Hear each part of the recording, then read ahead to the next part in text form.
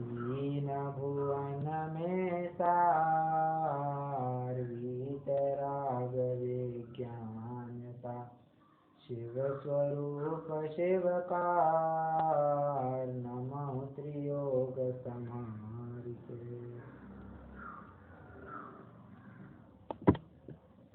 जब घड़ा अंदर से भरा हुआ होता है तो उसे बाहर से गीला करने का कोई विशेष यत्न श्रम प्रयास नहीं करना पड़ता है। सम्यक दृष्टि जीव अंदर से ही गुणों से इतना भरपूर है, अंदर से ही इतना भरा हुआ है, ज्ञान से कहिए स्व श्रद्धा से कहिए, कि उसे बाहर से आर्टिफिशियली अपनी क्रियाएं दिखानी नहीं पड़ती है। सहज ही रूप से उसकी वे क्रियाएं दिखने में आती है। मैं क्रिया कहकर मैं ये कहना चाह रहा हूँ कि ये जो 8 अंग है, 8 मद का से रहित पना है, ये सभी उसके सहज ही दिखाई देता है। उसे किसी उस बात की ट्रेनिंग नहीं लेनी पड़ती। अच्छा निर्विचिकित्सा अंग है ना, हाँ थोड़ी गंदगी दिखी, हमें ऐसा खराबपना नहीं करना चाहिए, ये हमारे साधर्मी हैं, हमें इनकी मदद करनी चाहिए। ये उसे ऐसी ट्रेनिंग नहीं देनी पड़ती है। ये तो सहज ही उसके अंतरंग ही भाव ऐसे हो जाते हैं कि वे ना मद कर सकते हैं, न सम्यक दृष्टि को ना मद हो सकता है, ना ही उसे हीनपना भी दिखाई देता है। मतलब घमंड भी नहीं होता और किसी बात को लेकर हीनपना भी नहीं रहता, वो मध्यस्थ बना रहता है। 8 अंग भी उसके जैसे तैसे इन द सेंस ज्यों के त्यों पलते हैं, उसमें किसी प्रकार की कचास नहीं रहती।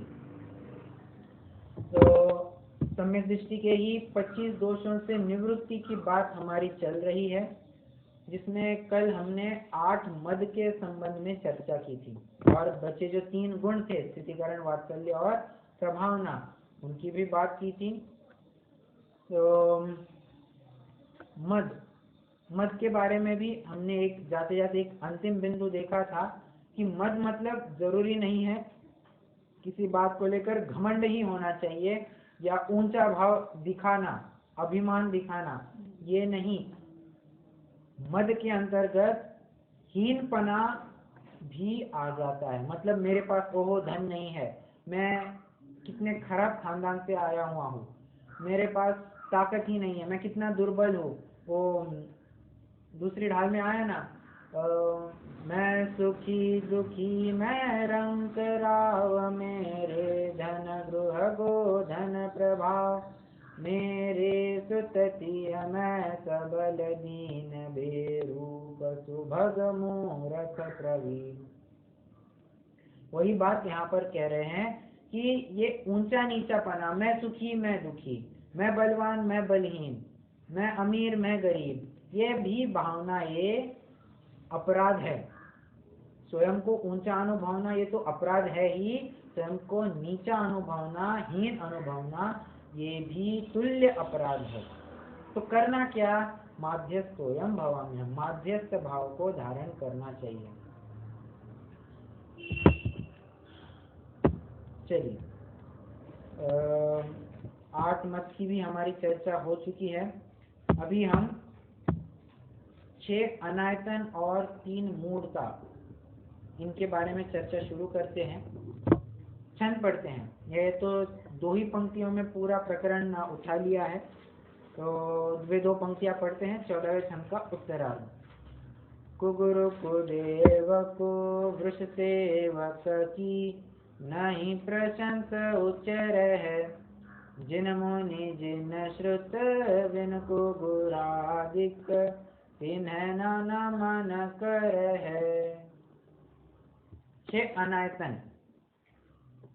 आयतन स्थान, धर्म का स्थान। अनायतन अधर्म के स्थान, या कहिए जो धर्म के स्थान नहीं है वे अनायतन। तो ऐसे स्थान कितने होते हैं? 6 प्रकार के होते हैं। कुगुरु, कुदेव, कुवृष, और हर एक के सेवक लगाना। अब ये सेवक जो शब्द दिया है वो हर एक को लगा लेना चाहिए। हम जैसे करते हैं ना मैथ्स में कि 2 into bracket X plus Y plus Z, तो ब्रैकेट ओपन करने के बाद क्या करते हैं 2 into X plus 2 into Y plus 2 into Z, ये 2 हर जगह डिस्ट्रीब्यूट करते हैं। उसी तरह ये सेवक शब्द भी हर एक के साथ लगाना। कुगुरु उनके सेवक, कुदेव उनके सेवक, और कुवृष कहिए, कुधर्म कहिए, कुशास्त्र कहिए, और उनके सेवक, ऐसे दो दो के जोड़े मिलकर 6 बन जाते हैं। उनकी क्या नहीं प्रशंस उच्चरे है, उनकी किसी भी प्रकार की प्रशंसा नहीं करता है। कुगुरु की प्रशंसा नहीं करता, जैसे उसने देख लिया कि कोई साधु है, तथाकथित साधु है अन्य मति के, जो हिमालय में जाते हैं, एक पांव पर खड़े रहते हैं, सालों तक वह उसी अवस्था में बने रहते हैं और टस से मस्त नहीं होते हैं, एक अनाज का कण भी नहीं ग्रहण करते हैं, बस उसी हालत में ही उनकी जो साधना वे कहते हैं कि ये साधना है, तथाकथित साधना वे करते रहते हैं। अब ये देखकर किसी जीव को सहज ही स्मय हो सकता है, आश्चर्य हो सकता है, ओहो हिमालय में ऐसी साधना, ऐसी तपस्या, ये तो हमसे संभव ही नहीं हो पाती। क्या तपस्या करते हैं, क्या साधना करते हैं, ऐसी प्रशंसा बिल्कुल नहीं होगी। कुदेव क्या उनके भगवान है, हर एक शत्रु का नाश कर देते हैं, वो किसी भी प्रकार से भक्तों को नाराज नहीं रखते हैं, भक्तों की हर ख्वाहिश पूरी करते हैं। और ऐसे चमत्कार आदि सुन के भगवान ने ये किया, भगवान ने इस भक्त को आकर तारा। अब ये दंत कथाएं सुनकर तत्संबंधी भी प्रशंसा नहीं हो सकती है। और कुधर्म की, कुगुरु और कुदेव तो हो ही गए, तो कुधर्म के बारे में भी प्रशंसा नहीं हो सकती। जब कुदेव कुगुरु की ही प्रशंसा नहीं हो सकती तो कुधर्म की प्रशंसा तो हो ही नहीं सकती, क्योंकि कुदेव ही कुशास्त्र की बात कहते हैं और कुगुरु ही उस बात को आगे प्रोपोगेट करते हैं। तो जब दोनों का ही निषेध हो गया, कुरुष का तो निषेध हो ही जाता है। अब देखिए यहाँ पर एक बात थोड़ी गौर कीजिए, थोड़ी सी साधारण ही बात है परंतु ध्यान में रखने लायक बात है। क्रम क्या दिया है, कुगुरु कुदेव कुवृष, गुरु देव शास्त्र, ऐसा क्रम दिया है। ये ऐसा ही क्रम हमने दूसरी ढाल में भी देखा था। जो कुगुरु कुदेव कुधर्म सेव पोषे चिर दर्शन मोह एव, क्या क्रम दिया है वहां पर, कुगुरु कुदेव कुधर्म सेव, वहां पर भी यही क्रम दिया है, कुगुरु कुदेव कुधर्म। और हम यूजुअली क्या कहते हैं, देव शास्त्र गुरु, यहाँ पर गुरुदेव शास्त्र या गुरुदेव धर्म, ऐसा क्रम दिया है। ऐसी क्यों, ऐसी क्या बात है, क्योंकि जब भी अच्छे पने की तरफ से निरूपण करेंगे तब देव शास्त्र गुरु ऐसा क्रम बताएंगे, और जब भी विपरीत की तरफ से कथन करेंगे तब कुगुरु कुदेव कुधर्म या कुशास्त्र ऐसा कथन किया जाएगा। फिर भी लॉजिक क्या है इसके पीछे, क्योंकि देखिए दोनों लॉजिक इतना ही है, देव तो हमारे सामने है नहीं, वे तो कुछ हमें आकर उपदेश देने वाले हैं नहीं, जो उपदेश दिया है वो तो 2500 साल पहले ही, 2600 साल पहले ही भगवान हमें देकर चले गए। शास्त्र तो अपने आप से कुछ बोलने में समर्थ है नहीं, जो कुछ है ये गुरु ही उस भगवान की बात और उस शास्त्र का अर्थ करके प्रोपोगेट करने वाले हैं। तो ये कुगुरु डिसगाइज करने के लिए बहुत बड़ा रोल प्ले करता है, शास्त्र के अर्थ का अनर्थ कर देता है, अनर्थ का और बढ़ा चढ़ाकर बात कह देता है, तो ये सब बातें कुगुरु के ही माध्यम से हो सकती है। देव तो ऐसे कहेंगे नहीं तुम आकर मुझे भजो, शास्त्र भी ऐसे नहीं कहेंगे कि तुम मुझे आकर पढ़ो। ये कुगुरु ही है जो कहेगा कि फलाने फलाने भगवान को भजो, तुम्हारा काम हो जाएगा, फलाना फलाना स्तोत्र पढ़ो, शास्त्र पढ़ो, तुम्हारी ये समस्या दूर हो जाएगी। डिस्गाइड करने वाला भी कुगुरु ही होता है और गाइड करने वाला भी गुरु ही होता है। इसलिए गुरु को पहले रखा गया है यहाँ पर विपरीत पने की बात में। और आपने वो एक छंद सुना भी होगा, दूसरी ढाल में भी इसकी चर्चा हुई है, फिर भी कह देता हूँ। कबीर का एक छंद है, गुरु गोविंद दोनों खड़े काके लागू पाए, बलिहारी गुरु आपकी गोविंद दियो बताए। गुरु और गोविंद मतलब गुरु भी है भगवान भी है, दोनों मेरे सामने खड़े हैं। काके लागू पाए, सबसे पहले किसको नमस्कार करूं, किसके पैर पड़ूं? तो कहते हैं बलिहारी गुरु आपकी गोविंद दियो बताए, हे गुरु आपकी ही ये कृपा है जिसकी वजह से मैं भगवान का परिचय कर पाया। इसलिए गुरु को यहाँ पहले रखा गया है। ठीक है, तो मूल लॉजिक इसके पीछे ये रहा है। सेवक की नहीं प्रशंसा उच्चरे है, वह कुगुरु कुदेव कुशास्त्र की तो प्रशंसा करते हैं ही नहीं, उनके सेवक की भी प्रशंसा नहीं करते हैं। देखिए, इसके लिए आचार्य कुंद ने अष्टपहुड़ में 2 गाथाएं लिखी है। एक तो कुगुरुओं को भी ताड़ना दी है और एक तो उनके सेवकों को भी ताड़ना दी है। क्या कुगुरुओं को क्या ताड़ना दी? जे विपणन वहाँ मैं थीम बताता हूँ, गाथा में बाद में बताऊंगा। कह रहे हैं जो कुगुरु, जो व्यक्ति स्वयं को गुरु मानकर दूसरों से अपने को नमस्कार करवा के लेता है, मतलब कहता है कि भैया तुम आकर मुझे भजो, मैं तुम्हारा उद्धार करूंगा, मुझे गुरु मानो, ये सभी कहने वाला कहलवाने वाला, उनको भी ताड़ना दी है। और जो उनको नमस्कार करते हैं भय से, लज्जा से, अपने गारव से या थोड़ा कहना चाहिए ईगो से, उनको भी, उनके सेवकों को भी ताड़ना दी है। तो आइए हम छंद पढ़ते हैं। जे दंतने सुभट्टा पाए पाड़ंति दंतन धराणम, ते होंति लल्लमुवा बोही पुन दुल्हाती सिम। अब ये जो प्रकरण हमारा चल रहा है, सेम टू सेम प्रकरण मोक्ष मार्ग प्रकाशक के 6वें अध्याय में चल रहा है, वहीं से मैं ये बात पढ़ रहा हूँ। देखिए, पृष्ठ क्रमांक 181 है, एकदम अंतिम श्लोक वहां दिया है, मैं वहां से अर्थ पढ़ता हूँ। जो आप तो सम्यक्त्व से भ्रष्ट है और सम्यक्त्वधारियों को अपने पैरों पड़वाना चाहते हैं, वे लूले गूंगे होते हैं अर्थात स्थावर होते हैं, तथा उनके बोध की प्राप्ति महादुर्लभ होती है। यहाँ क्या शब्दों का प्रयोग किया? लूले लंगड़े होंगे, लूले गूंगे होंगे। अब ऐसी ताड़ना दिया, लूले लंगड़े मतलब ऐसा नहीं समझना कि मनुष्य होंगे, उनका हाथ नहीं होगा, पैर नहीं होगा, वो कुछ सुन नहीं पाएंगे, बोल नहीं पाएंगे, ऐसा नहीं। लूले लंगड़े का अर्थ है वे सीधे स्थावर बनेंगे जहाँ पर बोधि की प्राप्ति महादुर्लभ है।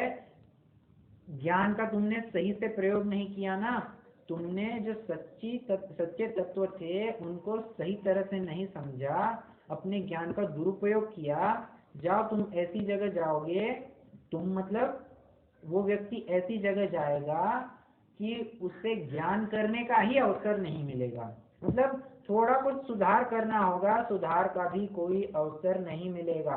मनुष्य पर्याय में कहिए, तिर्यंश पर्याय में थोड़ा बहुत, या देव पर्याय में तो संभव है, स्थावर पर्याय में तो उतना भी संभव नहीं है।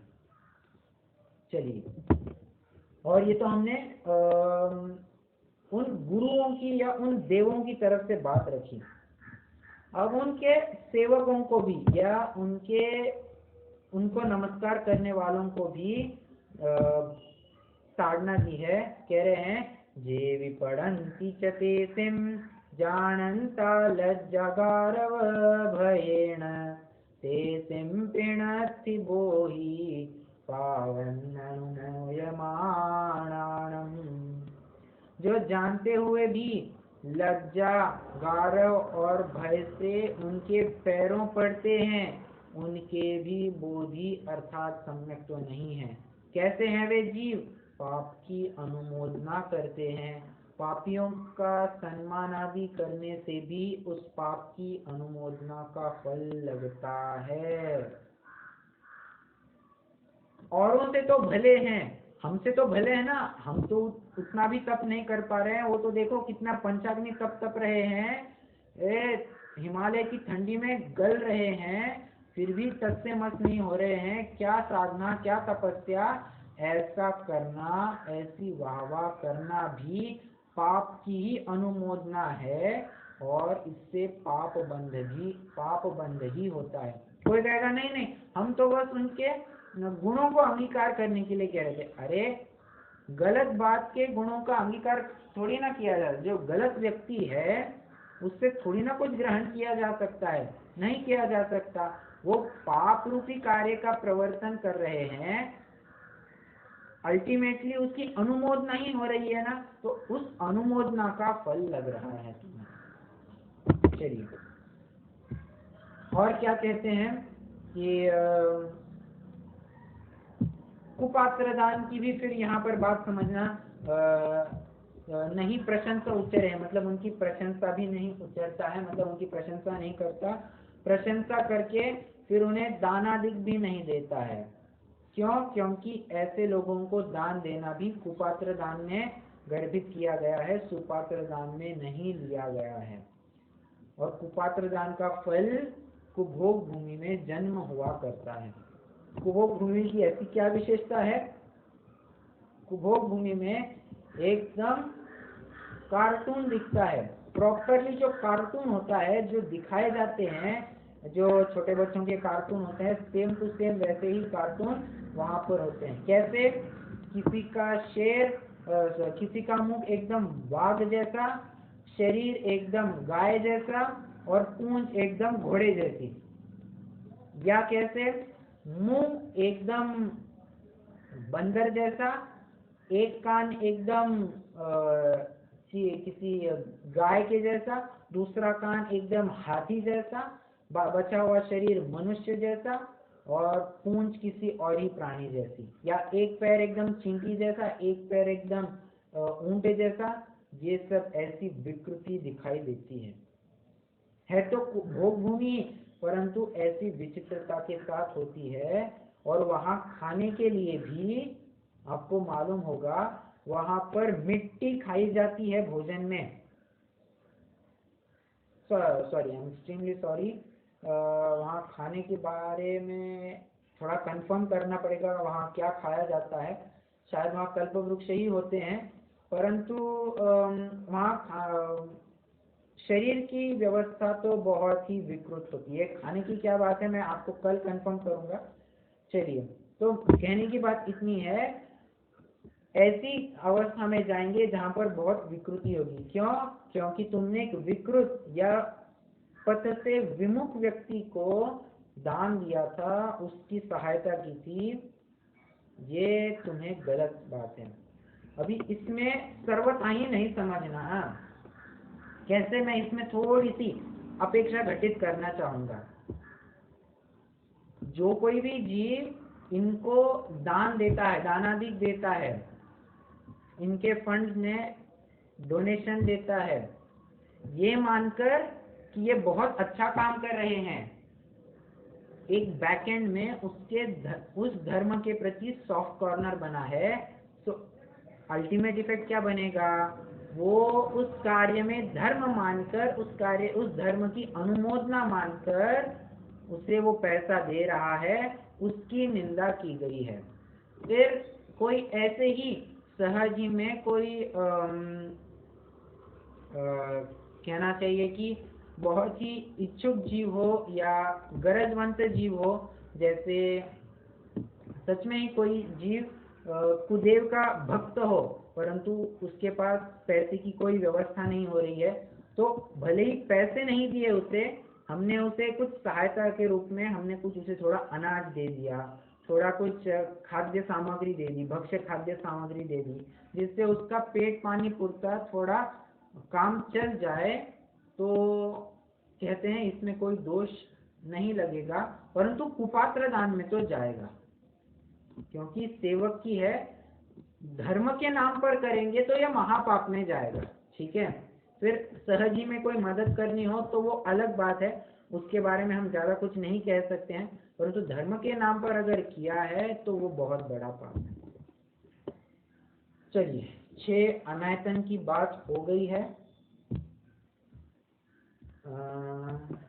एक मिनट।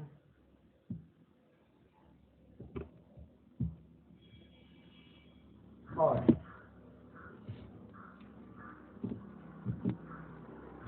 प्रशंसा नहीं, प्रशंसा उच्चरे हैं, उनकी प्रशंसा भी नहीं करता। इसके बारे में भी थोड़ा और समझना चाहिए। हमने कई दफे विद्वानों के मुख से ये सुना होता है कि अरे उन मुसलमान भाइयों को देखो, दिन में 5 बार नमाज पढ़ते हैं और रेगुलरली जाते हैं। ये ऐसा नहीं है कि सिर्फ ईद के दिन 5 बार चले गए, 5 बार नमाज पढ़ लिया और हो गया उनका धर्म। नहीं, 5 बार दिन भर दिन में जाते हैं, कंपलसरी जाते हैं 5 बार। टाइम हो गया, किसी भी स्थान पर हो, रेल में हो, एयरप्लेन में हो, बस वहीं पर अपनी चद्दर बिछा दी और बैठ गए नमाज पढ़ने के लिए। मतलब वे कहना चाह रहे हैं कि देखो उनसे कुछ सीखो, तुम तो इतना भी धर्म करते हो या नहीं करते हो। तो ऐसे प्रकरणों में ये समझना कि विद्वान हमें प्रेरणा देने की कोशिश कर रहे हैं। वो ये नहीं कह रहे हैं कि हम मुसलमानों को मानते हैं या उनकी प्रशंसा कर रहे हैं। हम तो ये बतलाना चाहते हैं कि जब हमसे भी हीन लोग या विमुख जीव भी ऐसे कार्यों में प्रवृत्त होते हुए दिखाई देते हैं, तो हमें तो प्रवृत्त होना चाहिए ही। और थोड़ा और उदाहरण देता हूँ, ये ईसाइयों के बारे में। ईसाई क्या करते हैं? ईसाई मतलब क्रिश्चियन लोग। वे जो भी अभावग्रस्त जीव होगा उसको उसकी पहले सारी समस्या मिटाते हैं। पहले पैसा देते हैं, फिर अनाज आदि देते हैं, उसे अच्छा रहने के लिए घर देते हैं, उसकी सारी व्यवस्था करके देते हैं, किसी भी प्रकार की कोई कमी ना हो इसकी गारंटी लेते हैं। पर बस इतना एक बात कहते हैं, तुम बस हर संडे को चर्च आया करो, इतना कहकर वे सारी व्यवस्था करते हैं। फिर 1 महीना हो गया, 2 महीना हो गया, उसके बाद उनके हाथ में बाइबल पकड़ाते हैं और कहते हैं इसे एक बार पढ़ लेना। क्या कहना चाह रहा हूं मैं तो ये कहना चाह रहा हूं कि उनका साधर्म्य वात्सल्य कितना है, अपने साधर्मियों की वे कितनी अनुकूलता देखते हैं। वे चाहते हैं कि हमारा साधर्मी ऐसी अवस्था में है और हम चैन से जिए, ये कभी नहीं हो सकता। तो इस बात को लेकर भी ईसाइयों की कभी कभी उदाहरण दिया जाता है। पुनः वही बात समझना, ये प्रेरणा मात्र कथन है, इसके आगे बात नहीं बढ़ाना। ये हमें प्रेरणा देने के लिए है कि जब वे कर सकते हैं तो हम क्यों नहीं कर सकते। हम तो उनसे कितने आगे बढ़े हैं तत्व के मामले में, हमारी विचारधारा के मामले में हम उनसे कई गुना ज्यादा एडवांस है। कई गुना क्या, एडवांस तो अपनी ही बात है, परंतु वे करते हैं तो हमें क्यों नहीं करना चाहिए। ऐसी प्रेरणा देने के लिए उदाहरण दिए जाते हैं। तो प्रशंसा परक बात नहीं समझना, हम उन्हें मानते हैं ये बात नहीं समझना, वो प्रेरणा बस दी जा रही है इसके लिए समझना चाहिए। चलिए आगे, जिन मुनि जिन श्रुत बिन कुगुरादिक तिन्हें न नमन करे है। अब 3 मूर्ताओं की भी बात चल रही है। एक मिनट। हाँ,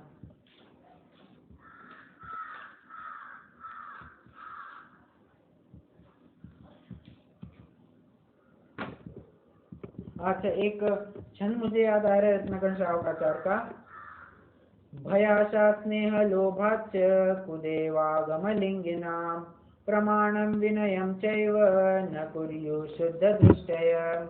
सम्यक दृष्टि क्या नहीं करता है? भय, आशा, स्नेह, लोभ, इन 4 बातों को लेकर कभी भी वो अन्य मतियों की, कुदेव, कुगुरु, कुशास्त्र को नमस्कार नहीं करता है, उनके सेवकों की प्रशंसा नहीं करता है। भय, आशा, स्नेह, लोभाच कुदेव आगम लिंगिनाम। कुदेव, उनके आगम और उनके लिंग मतलब उनके कुगुरु, उनकी परंपरा वाले। लिंग मतलब उनकी परंपरा वाले जो गुरु होते हैं। प्रमाणम न विनयम चैव, उनकी किसी भी प्रकार की अनुनय विनय नहीं करता है, प्रशंसा नहीं करता है। चलिए, 3 मूर्ता की बात करनी है। देव मूर्ता, गुरु मूर्ता, और कहीं कहीं लोक मूर्ता आती है, कहीं कहीं पर धर्म मूर्ता आती है। ठीक है, तो देव मूर्ता, देव का जैसा स्वरूप है वैसा नहीं मानना, या जैसा स्वरूप नहीं है वैसा मान लेना, दोनों ही बातें समझना। फिर से, ये तो कुगुरु और कुशास्त्र में भी अनुशेष न्याय से घटित कर लेना चाहिए। जैसा स्वरूप है वैसा नहीं मानना, और जैसा स्वरूप नहीं है वैसा मान लेना। तो ये दोनों ही बातें देव मूर्ता में चली जाएगी, फिर गुरु मूर्ता में भी आएगी और लोक मूर्ता में भी आएगी।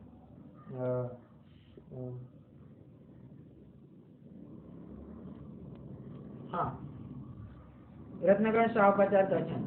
आपगा सागर स्नान मुच्चयति कथाश्मना गिरिपातोऽग्निपातश्च लोकमूढ़ं निगद्यते। लोक मूर्ता की बात चल रही है। आपगा सागर स्नान मुच्चय सिकताश्मना गिरिपातोऽग्निपातश्च, क्या क्या करना? अग्नि में प्रवेश कर जाना, पर्वत से कूद जाना, कालकूट पी लेना, कालकूट मतलब जहर, स्वयं को करोत लेना, जमीन में गाड़ देना, जल समाधि लेना, या फिर कहिए गंगा में नहा लेना, डुबकी लगा लेना। ये सब बातें धर्म के नाम पर की गई है, ये लोक मूर्ता में आती है। लोक मूर्ता की बात हुई। आगे, वरोपलिप्स याशावान राग द्वेष मलीमसा देवता यदुपासीत देवता मूढ़मुच्यते। देव मूर्ता की बात चल रही है।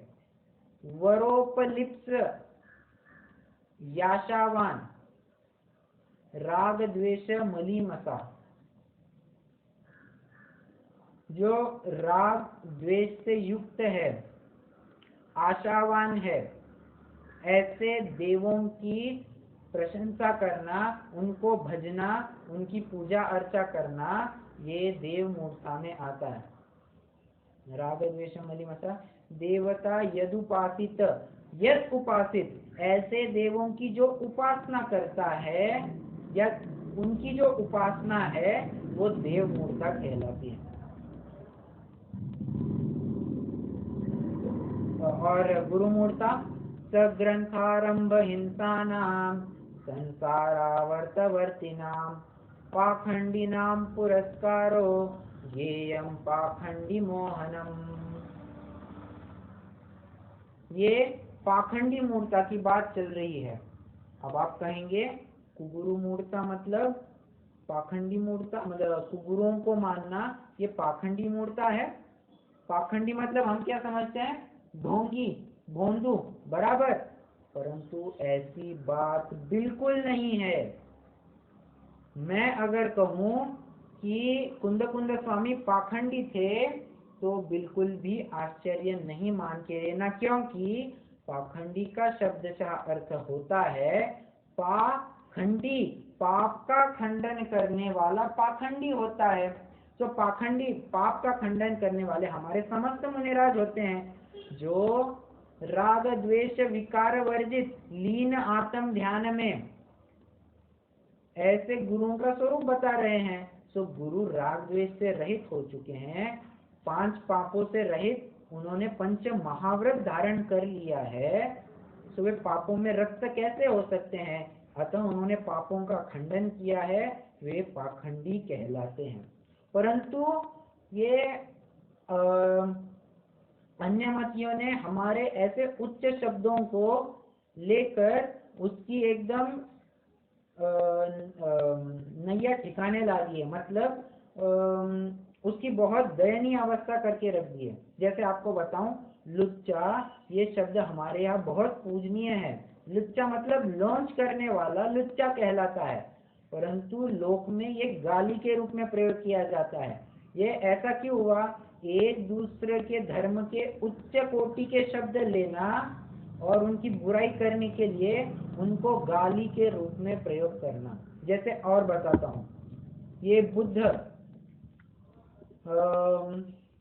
बुद्ध मतलब कोई कहेंगे कि तुम उनके पास मत जाओ, वे तुम्हें बुद्धू बना देंगे।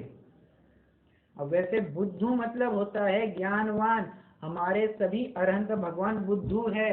अब ऐसा सुनने पर कितना हर्ट फील होता है, परंतु आप शब्दों के अर्थ को क्यों पकड़ते नहीं है? बुद्धू मतलब होता है ज्ञानवान, जिनके ज्ञान रूपी लक्ष्मी प्रकट हुई है उसको बुद्धू कहते हैं। मैं भी बुद्धू हूँ, आप भी बुद्धू है, समस्त जीव बुद्धू है, क्योंकि समस्त जीव ज्ञानवान है। मैं तो ये कह रहा हूँ कि पाखंडी ये हमारे यहाँ का बहुत पूजनीय शब्द है, परंतु काल के योग में अन्य मतियों ने इस ऊंचे शब्द की बहुत ही दयनीय अवस्था करके रख दी है, और आज ये एकदम विपरीत अर्थ में प्रयोग किया जाता है। और आज पाखंडी मतलब ढोंगी ऐसा अर्थ किया जाता है। ठीक है, मैं तो कोई बात है? क्वेश्चन था। हाँ जी। हाँ सर, अपने भी ऐसे बोलते हैं 363 पाखंडी के मत में लिखने चला, तो उसमें तो पाखंडी मतलब में ऐसे मैं आपके प्रश्न को नहीं समझ पाया। ऐसे बोलते हैं ना कि सर पाखंडी के 363 मत होते हैं।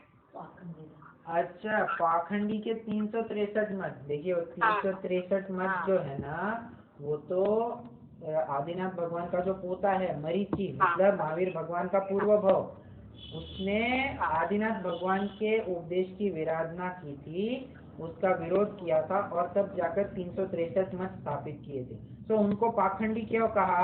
क्योंकि वे विरुद्ध। अभी यहाँ पर लोक अर्थ समझना, तो ये जो बात है, तो यहाँ पर 363 पाखंडी मत जो है वे विपरीत मत ऐसे समझना। ठीक है, फिर भी इसके बारे में कुछ, क्योंकि मैं भी पहली बार ही सुन रहा था ऐसे 363 पाखंडी मत। 363 मत की क्या बात है वो तो मैं जानता हूँ, तो मरीज के जीव ने 363 मत स्थापित किए थे, परंतु पाखंडी मत ऐसा कहते हैं, मैं भी पहली बार सुन रहा हूँ। परंतु 180 के 84 इस तरह से। अच्छा, तो मैं इसके बारे में आपको और कंफर्म करूंगा, परंतु जहाँ तक मैं समझता हूँ, यहाँ पर 363 पाखंडी मत मतलब 363 अन्य मत, इतना ही समझ लेना, विपरीत मत। ठीक है, चलिए। तो मैं गुरु मूर्ता की बात कर रहा था। सग्रंथ स आरंभ, अब ये स जो शब्द है ग्रंथ के लिए भी लगाना, आरंभ के लिए भी लगाना। ग्रंथ मतलब शास्त्र, ग्रंथ मतलब शास्त्र होता है, यहाँ पर ग्रंथ मतलब शास्त्र नहीं लेना।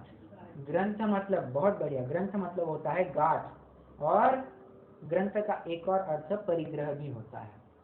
तो परिग्रह, सपरिग्रही और स आरंभी, परिग्रह तथा आरंभ से युक्त, उनसे सहित। हिंसारंभ क्या है? सग्रंथ आरंभ हिंसा नाम संसारावर्तवर्ती नाम। आरंभ परिग्रह से युक्त होकर हिंसा आदि कार्यों में प्रवृत्ति करके संसार रूपी आवर्त, आवर्त मतलब इस संसार रूपी चक्र का, अनादि चक्र को, वर्ती नाम, उसी में ही घूमते रहते हैं, घुमाते रहते हैं। ऐसे गुरुओं का स्वरूप है। तो और इनको जो भजता है वो गुरु मूर्ता जाननी चाहिए। वैसे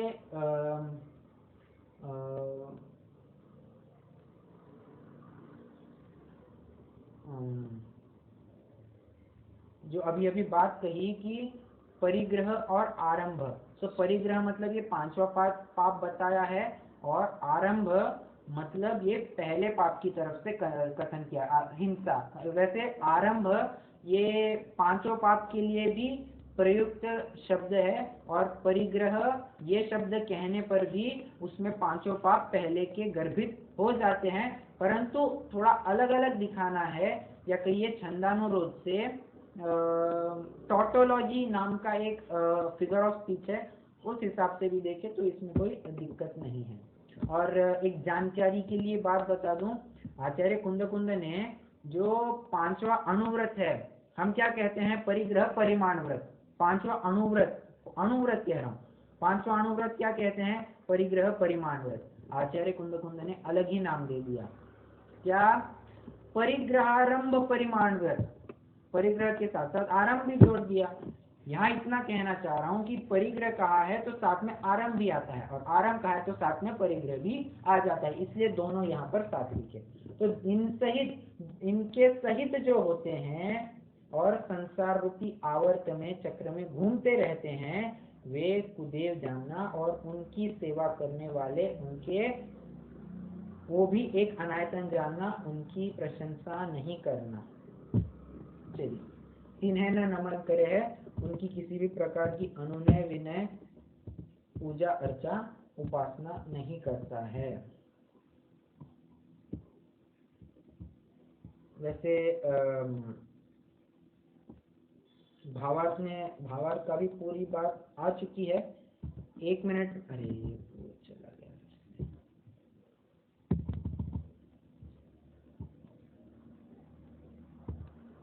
1 मिनट। हाँ,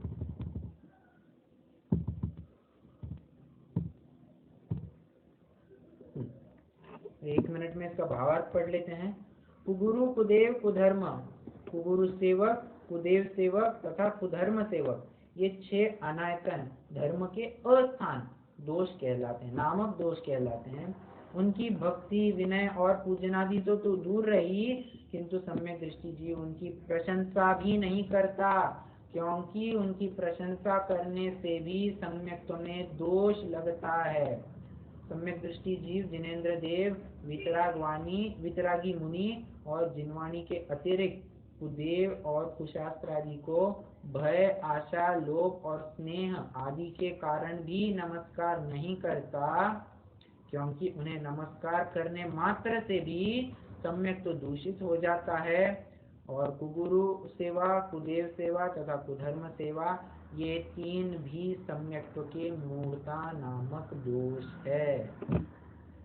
ठीक है, आइए 14वां छंद भी हमारा पूरा हो चुका है। अभी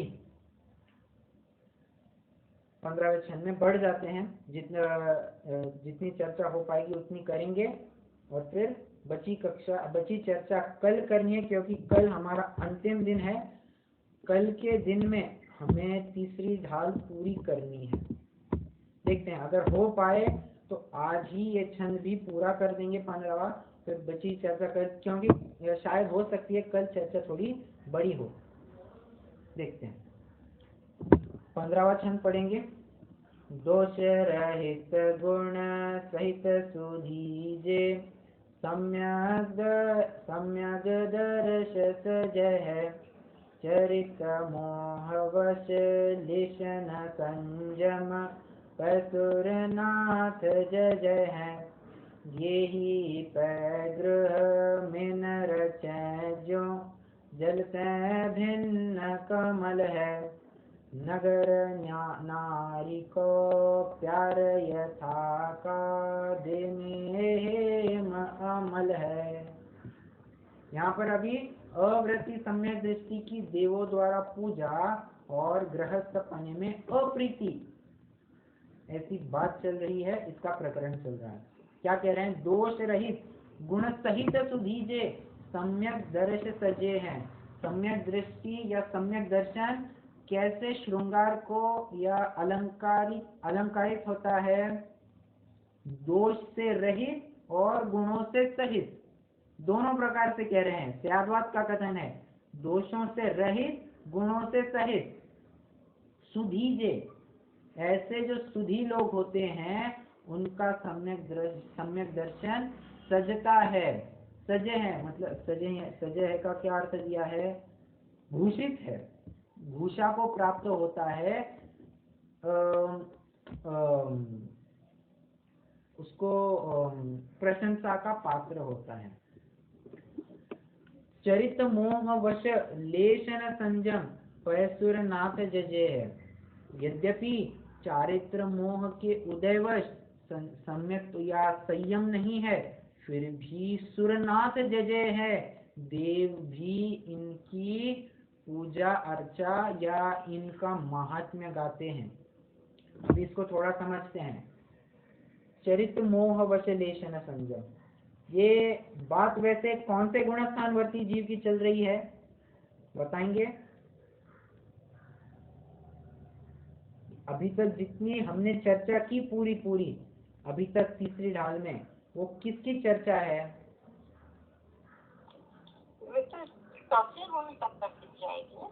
एकदम बराबर, चौथे गुणस्थानवर्ती की बात चल रही है, क्योंकि पांचवें गुणस्थानवर्ती की चौथे ढाल में आने वाली है, छठवें गुणस्थानवर्ती की छठवीं ढाल में आने वाली है। बराबर, तो ये चौथे गुणस्थानवर्ती की चल रही है।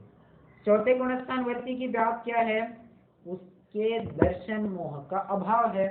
दर्शन मोह नहीं है, ना मिथ्यात्व है, ना सम्यक मिथ्यात्व है, और सम्यक तो प्रकृति का उदय हो सकता है अगर उसके शायद क्षणिक सम्यक है तो ये हो सकता है। परंतु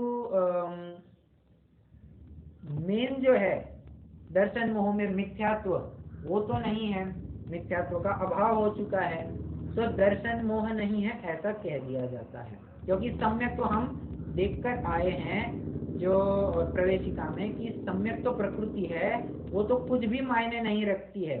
उसके माध्यम से सिर्फ इतनी बात होती है, सम्यक्तों का वो समूल घात तो नहीं करती, परंतु जिसके निमित्त से सम्यक्तों में चल मल अगाड़ दोष उत्पन्न होते हैं, वो सम्यक तो प्रकृति जानना, ऐसी परिभाषा, सेम परिभाषा प्रवेशिका में आई है। ठीक है, तो सम्यक तो प्रकृति है, वो ज्यादा मायने नहीं रखती, मिथ्यात्व नहीं है यहाँ, इसलिए कह सकते हैं कि दर्शन मोह नहीं है, चल जाएगा, हमें अध्यात्म घटित करना है। दर्शन मोह नहीं है, परंतु मोहनीय की जो दूसरा ब्रांच है चारित्र मोह, वो तो अभी विद्यमान है। क्या कारण है? अरे जरा गुणस्थान का नाम ही देखिए, अविरत सम्यक दृष्टि। सम्यक दृष्टि है, परंतु कैसा? अविरत, जिसके जीवन में अभी तक विरति, व्रत, संयम किसी भी प्रकार से प्रकट नहीं हुआ, और किसी भी प्रकार से जो 12 अविरतियां है, वे 12 की 12 अविरतियां चौथे गुणस्थान में विद्यमान है। इसलिए कह रहे हैं लेश न संयम, संयम थोड़ा भी नहीं है चारित्र मोह के उदयवश, परंतु फिर भी सुरनाथ जजे हैं। इंद्र, ये देव इंद्र आकर भी इसकी पूजा करते हैं। क्यों? क्या कारण है? अरे सम्यक दर्शन प्रकट कर लिया, यही बहुत बड़ी बात है।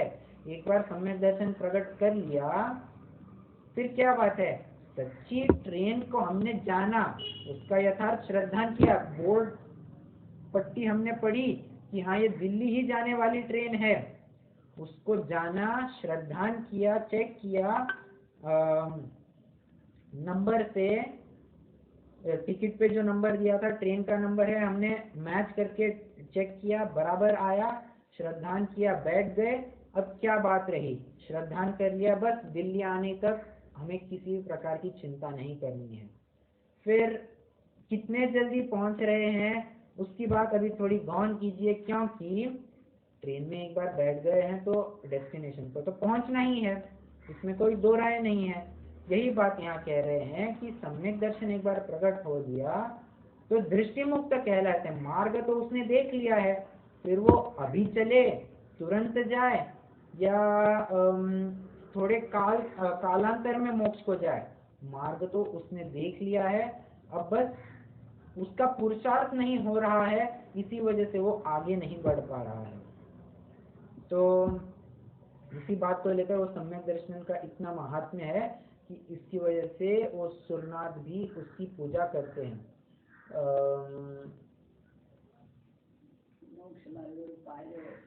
वो तो बात आगे आने वाली है कि मोक्ष महल की प्रथम सीढ़ी या बिन ज्ञान चरिता, तो रत्नकर्ण श्रावकाचार्य का एक छंद, हाँ, देवेंद्र चक्र महिमानममेयमानम राजेंद्र चक्रमवनीन्द्र शिरोर्चनीयम धर्मेंद्र चक्रमधरीकृत सर्वलोकम लब्ध्वा शिवं च जिन भक्तिरूपति भव्य। ये रत्नकर्ण श्रावकाचार्य का 41वां श्लोक है। यहाँ पर सम्यक दर्शन अधिकार का समापन हुआ है। कह रहे हैं देवेंद्र चक्र महिमान ममेय मानम, देवेंद्रों को भी इस सम्यक दृष्टि की महिमा आती है, वो सम्यक दृष्टि के लिए ही सभी पोस्ट रिजर्व है। देवेंद्र चक्र महिमान ममेय मानम राजेंद्र चक्रमवनीन्द्र शिरोर्चनीयम, सभी शीर्ष, सभी पदवियों में शीर्ष स्थान पर जो होता है वो सम्यक दृष्टि का स्थान होता है।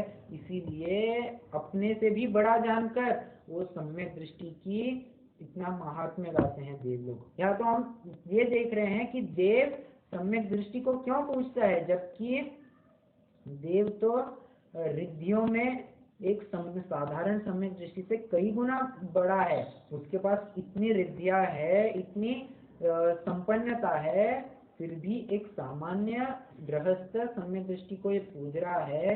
क्या कारण है? क्योंकि वे जानते हैं भले ही अभी इसने सम्यक दर्शन भी प्रकट किया है, आगे जाकर ये संयम भी प्रकट करेगा और संयम प्रकट करके मोक्ष भी जाएगा। उस प्रक्रिया को लेकर आगे की तरफ से, आगे की बात को देखकर वे पूजा करना शुरू करते हैं। पूजा करना शुरू करते हैं ये नहीं कि 8 द्रव्य ले लिए, जलम निर्वपामि स्वा, ऐसा नहीं। पूजा मतलब यहाँ इतना समझना कि उनका महात्म्य गाते हैं, उनकी प्रशंसा करते हैं।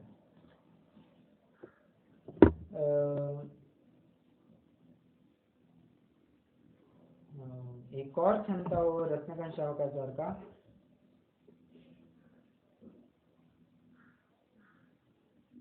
जैसे कल की कक्षा में तो आने ही वाले हैं वो सारे छंद, तब देख लेंगे, कोई बात नहीं। हमने तो ये देख लिया कि चारित्र मोह नहीं है उसके जीवन में, परंतु सम्यक दर्शन है, इसलिए सुरनाथ जय जय है। सुरनाथ भी उसका उसी उपासना, उसका महात्म्य गाते हैं। आगे, ये ही पय गृह मेना रचय जो जलतय भिन्न कमल है। अभी एक गृहस्थ जीव यद्यपि घर में रह रहा है, परंतु इसकी अवस्था कैसी है? जलतय भिन्न कमल है। जिस प्रकार जल में रहकर भी एक कमल उससे अलिप्त रहता है, अलिप्त, अरे अलिप्त, उसके तो हमें पत्ते सीधे सीधे पानी को चिपके हुए दिखाई दे रहे हैं। हाँ तो ठीक है ना, दिखाई दे रहे हैं। अब एक काम करो, पत्ता थोड़ा ऊपर उठाकर देखो, आपको पानी की एक बूंद चिपकी हुई नहीं मिलेगी, ये बात है। और यही बात यहाँ पर कहने जा रहे हैं कि यद्यपि ये गृहस्थी में रह रहा है, ये जीव, ये ही मतलब गृहस्थ, पय गृह में न रचे, जो घर में रहकर भी वो घर में रचा पचा नहीं रहता है, गृहस्थ है परंतु गृहस्थी में नहीं है। समझना, शब्दों को पकड़ना, गृहस्थ है परंतु गृहस्थी में नहीं है। क्या अर्थ हुआ गृहस्थ और गृहस्थी में? गृहस्थ घर में रह रहा है इसलिए तो गृहस्थ कह रहे हैं, और गृहस्थी मतलब वो घर में रहने संबंधी एकत्व। शब्दों को पकड़ना, गृहस्थ मतलब घर में रह रहा है, गृहस्थी मतलब वो घर में रहने संबंधी उसका एकत्व, ममत्व, कर्तृत्व, भोक्तृत्व, ये किसी प्रकार का लवलेश नहीं रहा है। रह रहा है, और फिर रह रहा है, परंतु उससे जल में कमल जैसे भिन्न होता है, उसी प्रकार ये भी उनसे भिन्न ही रहता है। आपको वो कथानक मालूम ही होगा कि भरत चक्रवर्ती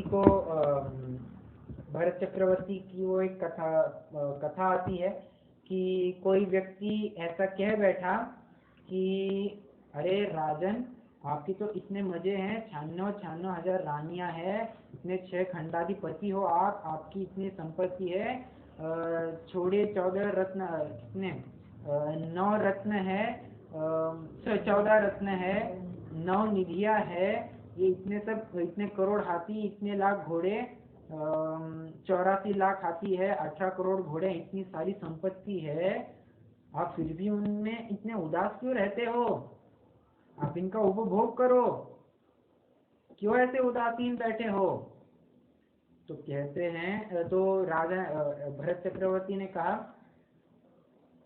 एक काम करो, तुम ये कटोरा लो, इसमें तेल एकदम अप टू द ब्रिम भरा हुआ है, टॉप अप कर दिया है, इसमें थोड़ा सा भी धक्का लगेगा तो ये गिर ही जाएगा, कहिए, या एक बूंद ऊपर से भी डाल दे तो पूरा स्पिल ही होने लग जाएगा, इतना भर चुका है।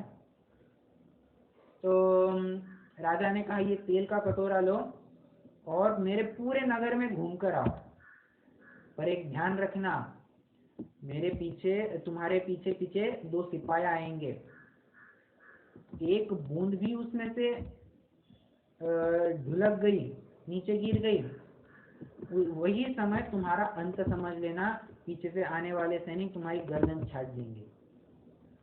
तो अभी राजा गया है, तो व्यक्ति को करना पड़ा, वो कटोरा लिया, इतनी सावधानी पूर्वक चल रहा है और पूरे नगर में घूमकर आ गया।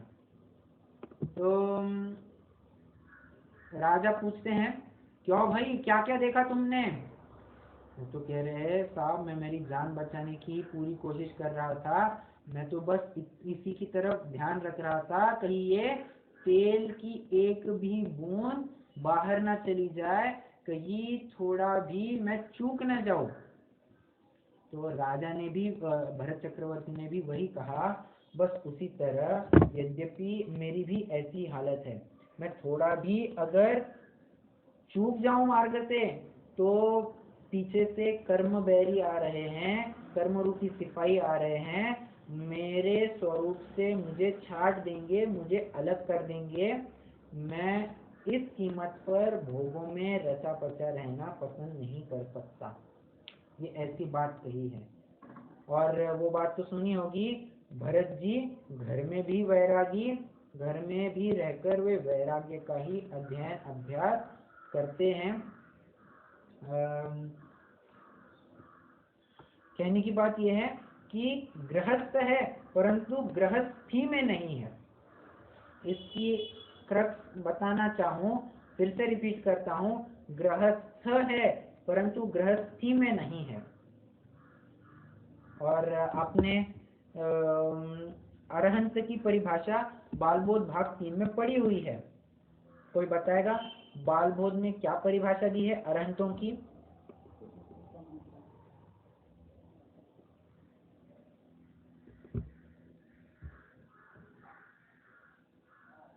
नहीं, अरे अरहंत की परिभाषा है, हमने तो पढ़ी ही नहीं है सर। अरे बालबोध तो पढ़ के होने चाहिए। चलिए, जो गृहस्थपना त्याग कर मुनि धर्म अंगीकार करके निस्वभाव साधन द्वारा 4 घाती कर्मों का क्षय करके अनंत चतुष्टय रूप विराजमान हुए हैं, उन्हें अरहंत परमेष्ठी कहते हैं। ये बालबोध की वही परिभाषा है, बस सेम टू सेम शब्द है। और ये परिभाषा वैसे मोक्ष मार्ग प्रकाशक में से ली गई है। पहला ही पद क्या लिया है? गृहस्थपना त्याग कर, गृहस्थपना, गृहस्थी त्याग, गृहस्थ घर त्याग कर नहीं, गृहस्थपना त्याग कर। क्यों? क्योंकि घर त्यागी तो हमें कितने ही ऐसे फकीर लोग दिखते हैं, परंतु उनके अपने मठ के प्रति, अपने एक संप्रदाय के प्रति वो राग बना ही रहता है और वे घर की आशा छोड़ नहीं पाते हैं। वो घर तो छोड़ देते हैं परंतु घर संबंधी राग नहीं छोड़ पाते हैं। पर सम्यक दृष्टि जीव का ऐसा नहीं है। वो घर में है परंतु घर के प्रति राग नहीं है, एकदम उल्टी बात है। और इसीलिए वो इस राग को थोड़ा और कम करने की कोशिश करता है, क्योंकि कम करेगा तभी तो जाकर मुनि बनने पर वो राग और नहीं सताएगा। इसी प्रयोजन से वो गृहस्थ है परंतु गृहस्थी में नहीं है। ठीक है। जलते भिन्न कमल है।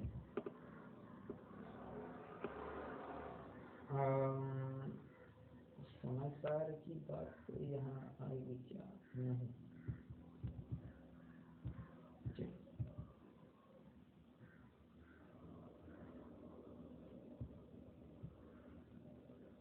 एक मिनट। और एक उदाहरण दे रहे हैं यहाँ पर। जलते भिन्न कमल है, ये बात तो आ ही गई। कादे में हेम अमल है। मिट्टी में जिस प्रकार सोना शुद्ध बना रहता है, शुद्ध, वो तो काला पत्थर दिखाई दे रहा है, काहे का शुद्ध? काम करो, उसे थोड़ा सा ताव दो, गरम करो। 16वें पाक का जो सोना होता है कहाँ से निकला है? उसी मिट्टी में से निकला है। वो मिट्टी और सोना एक ही थे, परंतु वो तपाने पर वो अलग किए गए हैं। उसकी शुद्धता अभी भी बरकरार है। वो कभी भी वो मिट्टी और सोना एक में एक नहीं हुए हैं, एक दूसरे रूप नहीं हुए हैं। अभी भी तपाओ, तुम्हें मिट्टी और सोना अलग अलग मिलेंगे। ऐसी क्या बात है? क्योंकि वे दोनों कभी एक हुए ही नहीं थे। कादे में हेम अमल है। मिट्टी में रहकर भी सोना अपने स्वर्णत्व को नहीं त्यागता है। तो देखिए, ये शायद समय सार के 14वीं गाथा की आचार्य अमृतचंद्र देव ने जो टीका करी है उसमें 5 उदाहरण दिए हैं। एक उदाहरण ये जलते भिन्न कमल है, ये वाला है। कादे में हेम अमल है, ये भी एक उदाहरण है। और क्या उदाहरण दिया? जिस प्रकार नरक आदि गतियों में, अवस्थाओं में रहकर भी ये जीव शुद्ध ही बना रहता है, अपने जीवत्व को नहीं छोड़ता, उसी प्रकार ये कर्म बंधन में रहते हुए भी जीव हमेशा शुद्ध ही है। उसी तर्ज पर कह रहे हैं कि ये गृहस्थ घर में रहकर भी गृहस्थी से तो अलिप्त ही है, गृहस्थी से कभी भी चिपका हुआ नहीं है। ठीक है। ये 14वीं गाथा नहीं, शायद 15वीं गाथा होगी। दोनों गाथा में से एक कहीं पर भी आई है, कंफर्म करना पड़ेगा क्योंकि मुझे भी पढ़े अभी तो बहुत टाइम हो गया है। 14वीं या 15वीं गाथा एक कोई तो भी होनी चाहिए। वहाँ 5 उदाहरण दिए हैं। तो 14वीं गाथा में दिए हैं। बराबर है। मुझे भी ऐसे ध्यान नहीं 14वीं में दिए। हाँ, 14वीं गाथा में दिए हैं। तो वो अनित्य की बात और एक मिनट। हाँ, एक मिनट। क्या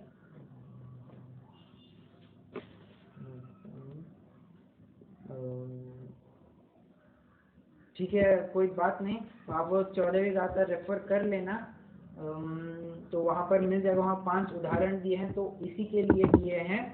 तो यही बात यहाँ पर भी समझना चाहिए कि गृहस्थ पने में उसकी अप्रीति रखी हुई है। फिर प्रश्न ये उपस्थित होता है, वो अभी तक घर में ही क्यों रहा है? अरे अभी अभी क्या करा है? उसके चारित्र मोह के वजह से वो संयम अहंकार नहीं कर पा रहा है। अगर उतना भी पुरुषार्थ होता तो वो तुरंत ही छोड़ देता। उसे उठने के भी लालसा नहीं पड़ी है। वो दर्शन मोह जनित, उसकी दर्शन मोह जनित वो घर में नहीं रह रहा है। वो चारित्र मोह के उदय से उसका पुरुषार्थ नहीं बन पा रहा है, इसीलिए वो संयम अंगीकार नहीं कर पा रहा है। अभी भी वो मजबूरियां कह रहा हूँ, वो जिम्मेदारियां अपनी अदा कर रहा है। तो उसको लेकर वो घर में अभी बना है, परंतु मानस तो पूरा है कि पुरुषार्थ अब भी हो, मैं अभी तत्क्षण सब कुछ त्याग कर चला जाऊं। शुरुआत ठीक है, चलिए। हाँ ये 14वीं, हाँ जो वो 14वीं गाथा आगे, जो परसदीय पाणम अबद्ध पुट्ठम अनन्यम नियतम अविशेषम संयुक्तम संशुद्धनयम वियाणिहि। और आगे 15वीं गाथा भी कहती है, जो परसदीय पाणम अबद्ध पुट्ठम अनन्यम अविशेषम अपदेश संत मध्यम पश्चदि जिन शासनम सव। ठीक है, तो यही बात कह रहे हैं कि पश्चदि जिन शासनम सव, और उसने पूरे जिन मार्ग को ही देख लिया है। दृष्टि मुक्त हम तो उसे कह ही रहे हैं। चलिए, आज का ये 15वां छंद हमारा पूरा हो गया है। कुछ स्पष्टीकरण और रहेगा, अगली कक्षा में होगा। तो फिर अगली कक्षा आप अटेंड करें, क्योंकि कल की कक्षा हमारी फाइनल रहेगी। उसके बाद हम सीधा रिवीजन क्लास के लिए मिलेंगे 16 तारीख को। ठीक है, 1 बजे वो कक्षा रखी गई है। चलिए सर, मैंने जो